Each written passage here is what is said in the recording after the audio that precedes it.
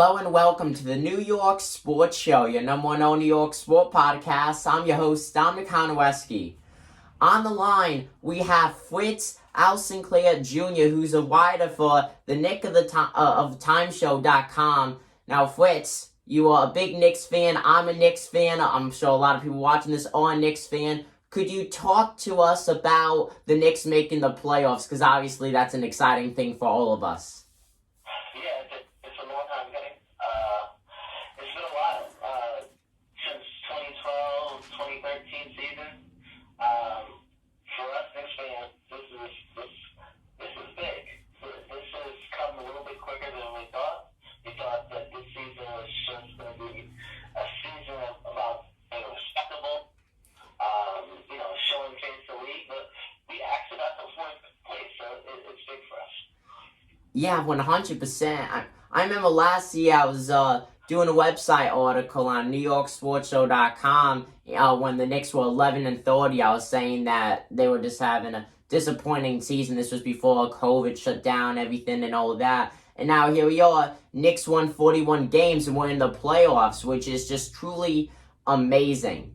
So with that said, I feel like Tom Thibodeau really played a huge part unlocking the potential of these players because the numbers on many of them have gone up dramatically. What do you think about Tom Thibodeau being our coach? He's been great. I think he's exceeded my expectations. There was just, there was that reluctance when he got the job last year. Was he going to be too hard? Was he going to run our players in the ground? That was a long coaching search, and people had other ideas of who should be coached, but he's really shown that he's the right guy for the job, for now, at least. Yeah, 100%. And the players' stats over the past season have gone up dramatically. Of course, not every single player on the team. You've had some players just play the same, or some stats even go down. But I feel like the two biggest that are just kind of up in the air, you have Elfrid Payton, the starting point guard, and then Immanuel Quickley, the shooting guard. Now, let's touch on Elfrid Payton first. Many people don't like Elfrid Payton. I'm kind of neutral about him. I don't like him. I don't dislike him. Well, how do you feel about Elfrid Payton? Elfrid Payton's been the starting point guard all year. It's been his job. But Tom hasn't really wavered with him. And we've had our doubts. And at times we've seen other players who look to take that starting job. And Tom just likes his effort. At the end of the year, it's kind of been his worst stretch. So a lot of fans are calling, for Alfred to probably be benched in the series, but it's been consistent. He's been the starter all year. I think, aside from him starting, I think if he doesn't start well, I think Tom maybe have a quick look for him. But I believe that he will continue to start, at least for now. At least the first couple games, unless it's a disaster, I believe he will continue starting. Yeah, I think that too. Elfrid Payton, he gives up the ball a lot, doesn't get too many points compared to other point guards like Derrick Rose. The stuff that Derrick Rose has done with the New York Knicks this season, didn't play the full season with them, got traded from the Detroit Pistons to the Knicks, ended up being injured at one point. But the stuff Derrick Rose has done in the short amount of time that he's been with the team is truly amazing. Derrick Rose's magic, some people saying that his magic came back, he's playing like the MVP he was a few years back. I don't think he ever lost. I feel like it's all about coaching, and that's going back to the whole Tom Thibodeau thing. But touching on Elfrid Payton, he puts in a lot of effort, like you said, but I really do not think that he will be starting the playoff game, especially if he does make mistakes. But at the same time, though, Derrick Rose may not be able to start the game, if so, not get too many minutes. I don't think the minutes would change that much because Tom Thibodeau, he has a good relationship with Derrick Rose, and I think that he knows that Derrick Rose will not be able to play let's say, 30 plus minutes like guys like RJ Barrett and Julius Randle do because of all of his injuries. Yeah, Derrick Rose, it's pretty much proven that if you go over 20, 25 minutes of Derrick Rose, he becomes a lot less effective. I'm not sure why he couldn't start to spread out his minutes a little bit more, but yeah, Tom has been reluctant. We see Derrick had a bout of COVID earlier in the season. He said it affected his health. That's why it took so long for him to come back. Yeah. So we could maybe see a few more minutes, but we're not going to see 40-minute games. Yeah, it's not going to be like a dramatic change. Yeah. What was that last point?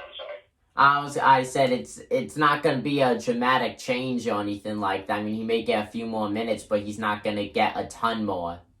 Yeah, Tom Thibodeau's about consistency. Yes. And knowing each player, knowing their roles has been a big thing for him.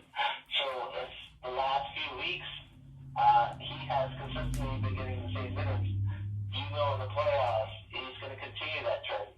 Just so the players know their role and they're comfortable with what they're doing. He wants the playoffs.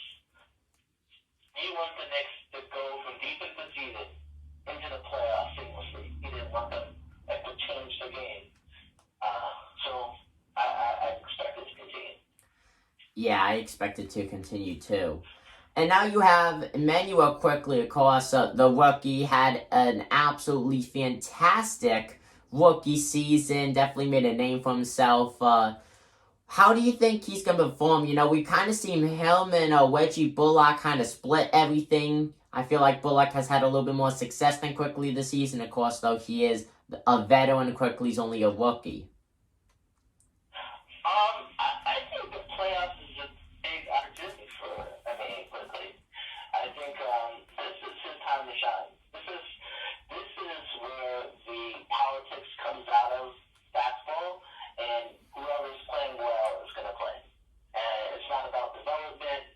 It's not about teaching the rookie. If you can produce, you will stay on the floor. And I think Quickly is the kid for this. He likes the limelight. He doesn't act down. So I think this is a good series for him going against Trey, because sometimes him and Trey they kind of look alike. Their games kind of look similar. So I think this might be a very good season for him. A good series for him. Yeah, it's going to be a fun one to watch. I cannot wait for that. And Emmanuel Quickly, he is quick. When he comes off the bench, there's been games this year when Emmanuel Quickly's come off the bench and got over 20 points in just like 14 minutes of playing. This guy could score quick. He is a deadly piece in the New York Knicks roster, and I absolutely love that. And it's only his rookie season. He's going to be a superstar, and there's no doubt about that. Yeah, in the last few weeks, we've seen him. He's been taking those deep threes. Yeah. You know, they say in practice they put 4-point line in for him in the practice facility. So those deep threes are going to be available.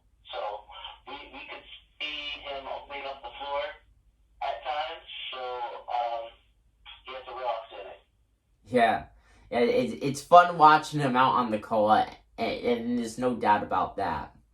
Now going on, we have a new player, Luka Vildoza. He landed today.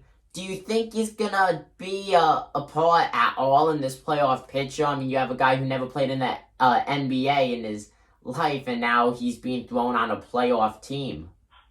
I don't. The Knicks do not expect him to play. They did ask Tom yesterday, and they said he is going to be part of the team, so they want him to be part of the culture. But mainly, they're going to be working with him this summer. But yeah, the playoffs, he's going to be on the bench. Yeah. He's going to be cheering the team on and taking the culture of the NBA. Yeah, that's good because of course that's a lot of adjusting for him. So I like that decision. I think it's a very good decision because you cannot just throw a guy who's never played in the NBA into a playoff situation. You know, it's crazy thinking. Yeah. And now, Yeah, not only just him, it would be tough for him, it would be tough for his teammates. yeah, yeah, because you don't really know how this guy plays. Yeah, so it would be tough for his teammates and pretty tough for him, especially when you're going against an all-star caliber point guard. Yeah. And a question, Hawks got Trae Young. There's been talks about the New York Knicks having Frank Ntilikina be having a lot of minutes being in the starting five, possibly because quote unquote he's done good against Trae Young. When you look at his stats against Trae Young, it's not good at all. You still have Trae Young getting over 25 points per game. Yeah, a lot of fans have been bringing that up. Frank has a knack against premier players, taking them out of the games for sections of the game. Remember last year, the game against Harden. So people just think that Frank could just snap his fingers and make it happen. But he hasn't had consistent minutes. Yeah, he has not. I expect to see him during the series. We may see him in spurts. I wouldn't be surprised to see him for 10 minutes or 15 minutes a game. But I don't think you're going to see huge minutes for Frank Ntilikina unless it's an absolute disaster. Unless something is going very wrong. Yeah, I was just about to say that. Unless something big happens, he's not going to get a lot of minutes. Yeah. So let's go a little bit more forward in time. Everything's over. We're in the off season. We New York Knicks have a lot, and I mean a lot of players who will be free agents. Who are the three biggest players that you think the Knicks should keep? Okay. I'm probably in the minority. I believe the Knicks are going to want to keep a lot of people, but there are not a lot of superstars in this free agency, and I believe a lot of teams are going to pay more for lesser talent. And I think players such as Alcindor, Reggie Bullock, are going to get big offers. So unless they're willing to sacrifice, I think it's going to be tough to keep those players. The players I'm pretty sure we're going to bring back is Derrick Rose. Yeah, we got to bring back Derrick Rose. The amount of stuff that he did. I think Reggie Bullock is a chance. Because Reggie Bullock, we do have his bird rights. So, even if we pull off some other trade and we're over the cap, we can still sign Reggie Bullock. It just comes down to money. Yeah. As far as extensions for Mitch, I'm very much on the fence about that one. I'm not 100% sure they're going to send Mitch this summer, but it's a good possibility. Yeah, it's going to be a very fun free agency period. Hopefully the Knicks are able to keep a decent handful of these guys, and like you said, not a lot of superstars going to be in the free agency this year.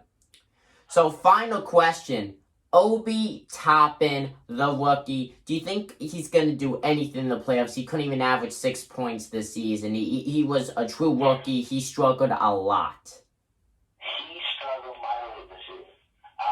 But toward the end of the year, his rebounding got really good. Yeah. And his defense got pretty good. So he's going to have to hold down that spot behind Julius. I mean, the Atlanta Hawks are keeping Julius, so they want to get him in foul trouble. And if he's in foul trouble, Obi's going to have to step up. And he's shown that in these little short spurts. Thomas and giving him very, very, very big minutes.